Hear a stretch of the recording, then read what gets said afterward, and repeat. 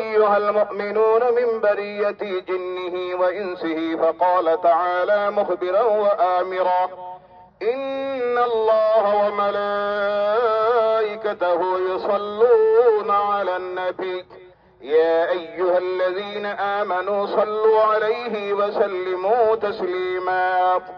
اللهم صل وسلم وبارك على سيدنا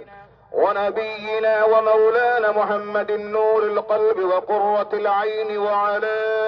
آل محمد، خصوصا منهم ذي العسل العريق أمير المؤمنين سيدنا أبي بكر الصديق رضي الله تعالى عنه، وعلى جاهد اللواط الناطق بالصواب أمير المؤمنين سيدنا أبي حفص عمر بن الخطاب رضي الله تعالى عنه،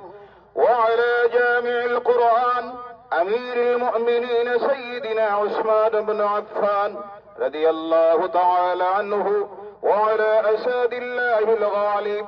أمير المؤمنين سيدنا علي بن أبي طالب رضي الله تعالى عنه، وعلى ولديه السيدين أبي محمد الحسن وأبي عبد الله الحسين، وعلى أمهما فاطمة الزهراء، وعلى عميه المعزمين عند الله والناس المطهرين من الدنس والنرجاس، أبي عمارة الحمزة وأبي فضل العباس رضوان الله تعالى عليهم أجمعين،